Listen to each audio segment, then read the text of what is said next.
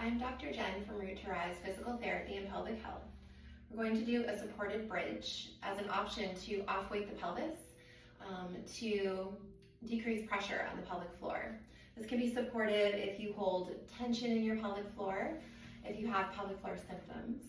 And specifically, it can be really helpful if you have any pelvic heaviness or pelvic organ prolapse.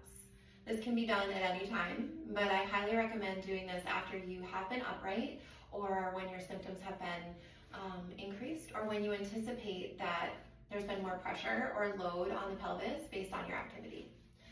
So you're just going to come onto your back, and then if you have a yoga block, you can place that right underneath your hips, lifting your hips up, letting your hips land onto the block, and then just resting there. So if it's behind and on the sacrum, just shimmy it around so it feels comfortable. Make sure you feel fully supported and comfortable here. Starting to take your hands to your abdomen perhaps, and then just find your breath here, seeing if you can release any tension in your body.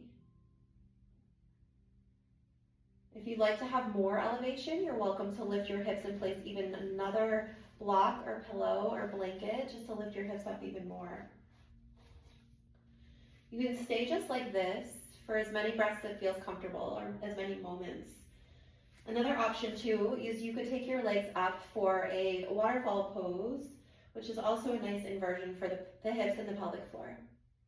Letting, again, the weight of your hips get heavy, connecting to your gentle breath. And staying here as long as it would be comfortable. And as you're ready to come out at any time, you would just bend one knee and then the other, placing your feet back on the floor.